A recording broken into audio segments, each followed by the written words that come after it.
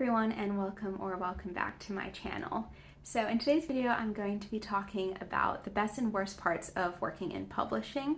The reason I'm making this video is because I posted a video like probably a few weeks ago now about how I got my job as an editorial assistant, and someone on that video asked if I could make more videos about working in publishing, and I follow my subscribers' requests, so here I am. So basically my job as an editorial assistant is split kind of evenly between a number of things. So one is the admin side of things, so like taking minutes for the meetings, making sure that invoices are processed, etc.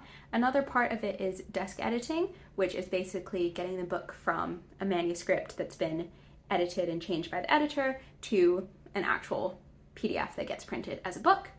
And the final part of my job that's quite significant is reading submissions. So that is when an agent will send over a submission to someone that I work with, and oftentimes they won't have time to read all the submissions, so I try and read as much as I can and give feedback on those. Obviously there are like other parts of my job, some of which I will get into in this video, but that's kind of the bulk of things. And I've been an editorial assistant / working in the publishing industry for just over a year now.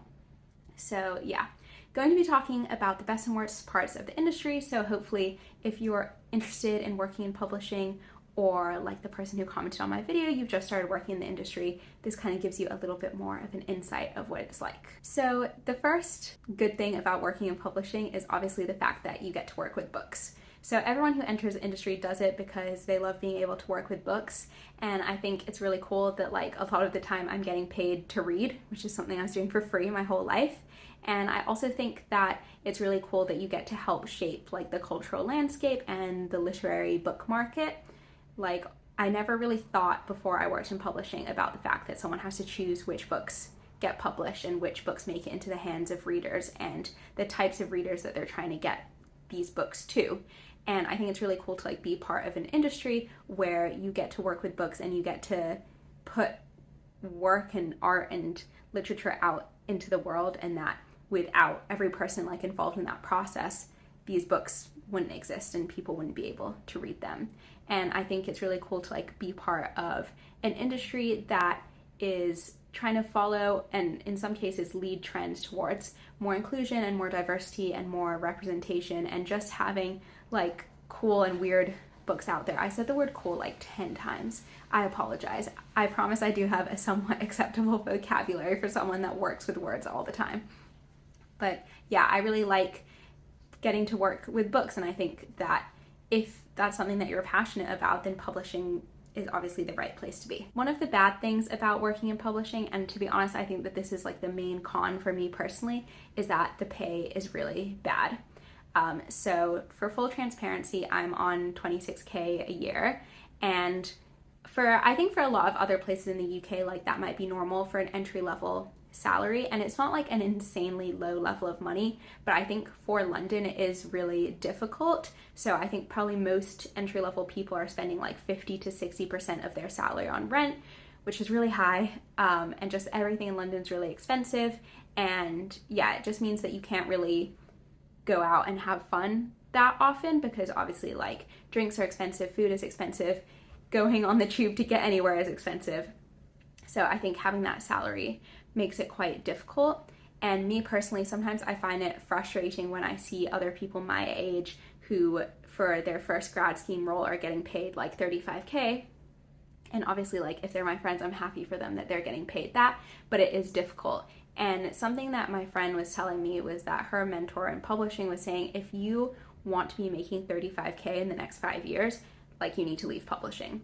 And that really like put things in perspective for me, that I'm like, oh, I see these people making at least 35K straight out of uni, and I know in the next 5 years that's not going to happen for me if I stay in the publishing industry. And so I think with any job, but obviously this video is about publishing specifically, and this is, I think, very UK centric. I don't think it's the same in the US.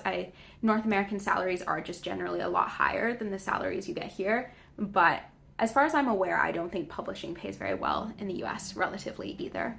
But yeah, I think that is something that I've really had to contend with, and I think it's very dependent on like what your values are. So if your main value is like financial security or financial stability, and you have certain financial goals like being able to buy a place in a few years, or you want to pay for a wedding, or you want to have kids, or you want to be able to save up and go traveling, whatever your financial goal is. Like if you want to be making a lot of money, then publishing isn't the place to do it.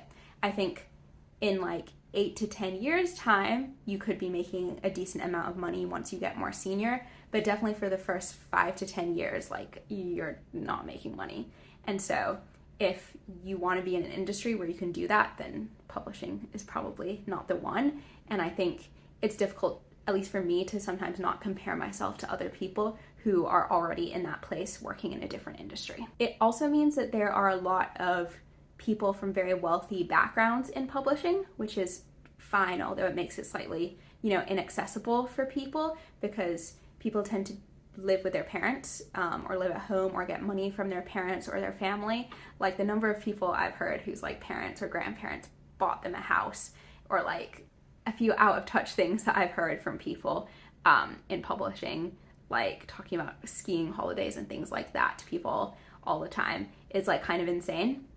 So I think that if you don't come from that background, it can be a little difficult to deal with that sort of thing. The next good thing about working in publishing is that you have a lot of opportunities for creativity. So even though we aren't doing the writing, I think we do have a lot of opportunities to be creative. So usually it is people on the editorial team that would write the cover copy, so the blurb that goes on the back of the book. The editor, and perhaps with the help of their assistant, might make suggestions for cover designs. They might make suggestions for marketing and publicity plans. Obviously, these things are done by those teams, but because the editor is the one who acquired the book, they tend to at least be part of the brainstorming discussion. Another really significant part of the job is helping an author shape their book. So even at an assistant level, I've been able to give editorial feedback to authors and change like the structure or the plot, of their books and help create that storyline. So even though I'm not doing the writing, I think I've been able to help with the creative storytelling side of things. And then the final opportunity we have to be creative that I didn't know was a thing at all before I started working in publishing was IP projects. So it's basically where the editor comes up with an idea for a book and then they find an author that they think would be a good fit to write that book. Or you might have someone like a celebrity that you think would do really well as an author. Maybe they would be ghostwritten, maybe not. Or someone you've seen in an article or a podcast that you think has a really interesting brand or really interesting story that you think could translate to being in a book. So there's surprisingly a lot more books that are IP than I realized before I entered the industry, mostly because I didn't even know that it was a thing.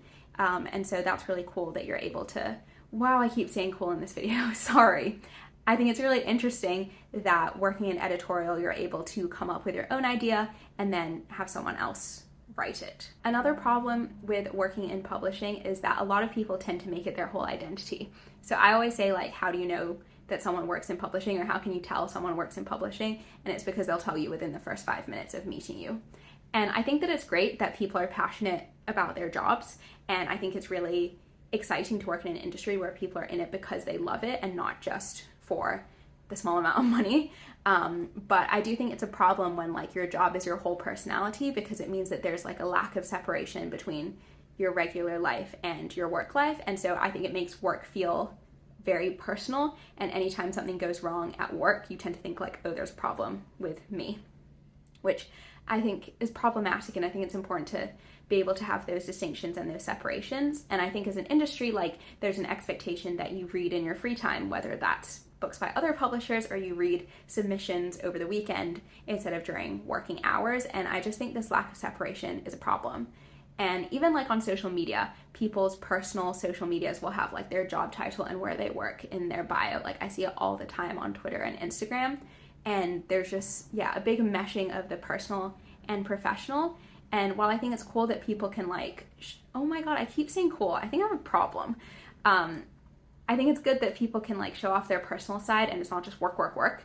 But I just don't think it's good if your whole job is your personality, because when you maybe decide like to leave the industry, then you might feel like, oh, I don't know who I am anymore. And it makes people reluctant to leave the industry or reluctant to leave their jobs because they're like, oh, my job is who I am. And I think it's important to have like other passions and hobbies and friends outside of what you do for work. The final good thing, and obviously there are lots of good things, but these are kind of the main ones that I thought would be significant for people working in publishing, is that everyone in the industry is really, really nice. So when I first did my work experience, I was like, people in this industry, no, even before my work experience actually, like when I connected with people on LinkedIn and like asked them about working in publishing, I was like, wow, everyone in this industry is like really weirdly nice. Like, I've met so many people who would be like, oh, let me introduce you to this person, let me introduce you to that person. I know that they're hiring over here. Like, way before I was in the industry, people were giving me tips on how to apply for jobs, what I should write in my CV, what I should say in my interview. Like, people are just so nice and helpful. Whereas I think in other industries, at least like the ones that I saw for like grad schemes or like people in their early 20s, it would be so cutthroat and people would see you as like their competition, so they wouldn't want to help you get in the industry. And I just think like my team at work is just so nice and supportive. Like whenever I have a problem, whether that's personal or professional, like they're always there for me. Everyone always brings like baked goods into the office. And a lot of people do say like that the team that they work with at our office is like the nicest team they've ever worked with in publishing. So maybe this is like my company specific, but I just think like in my experience, people are very kind and helpful, which I think is rare in a work environment. So I feel very lucky to have that. And I think similarly, like there's a lot of opportunities for socializing between companies. So it's very common for assistant drinks to happen. There's like a WhatsApp group chat for assistants in publishing. There's a Facebook group for it. Like I've met a lot of other assistants through just going to these events. And even though they're at different companies and like we don't get to see each other very much, they're very nice and very friendly. And so I really like that aspect, that everyone seems very supportive and that there is like this network of being able to socialize. However, that brings me on to my final con or negative aspect of working in publishing, and that is that everyone knows everyone. Like if there's a piece of gossip going around, like if someone has an affair or if someone's done something problematic or got fired or whatever, everyone will know in 10 seconds. Like someone in a different company might know before the person working under them knows. Like people are very gossipy, people are very nosy, and because they all know each other, it's very easy to spread rumors around, which sometimes means like you have to be very careful about what you say and who you say it to. There's also I find out a lot of gossip from people who work at like literary agencies, so they don't even have to be in a publishing house in order for that gossip to spread. So that's something that's not the best. It's like a very insular community, and because your work is like your personality, your friends are your work friends, and so everyone's like interconnected. I feel like everyone has a max 2 degrees of separation. So stuff spreads quickly. Rumors fly quickly. I mean, it can be fun. It's fun knowing the gossip and like being in the know or wherever, but obviously if you're like a more senior person, it could be problematic for you. In conclusion, I feel like publishing is like a really fun industry to work in. I feel very, very lucky to have my job, and like I love the people that I've met through my job. I think so many of the people I've met at my company I know are going to be like friends for the rest of my life, and even if we drift apart and we're not friends, like they'll always be people that are very special and important to me. But there are parts of the industry that are not the best, especially pay. And I think that people can often really romanticize publishing as like this place where you just go out and drink with agents and authors, and then you buy like this best-selling book and it makes loads of money and everyone's happy and drinking champagne. And that's just like not the reality of what the industry is like. Most of it is just like a corporate office job, except you get paid less money compared to a regular corporate office job. But you do get to work with books and be creative, and I think at the end of the day, everyone who works in the industry loves books, loves reading, and loves getting to shape a culture around that. So that's why I really like working in publishing, and why I'm very grateful to have this job and like to be in this industry and to have met the people that I've met. If you like this video, please make sure to give it a thumbs up. And if you would like to see more videos like this from me, please, one, let me know, because I don't know if anyone cares about publishing content. I just made this video because someone asked me to, and I'm a woman of the people. No, I just, if anyone ever has anything they want me to make a video about, I try and make it. But other than that, if you would like to see more videos like this from me, please make sure to hit the subscribe button and turn on the notification bell so you're notified every time I post a new video. Oh, I didn't even say comment down below anything you want to comment down below. I don't even know my own outro. This was a bit of a mess of a video, I apologize, but I hope you found it helpful. Thank you for watching.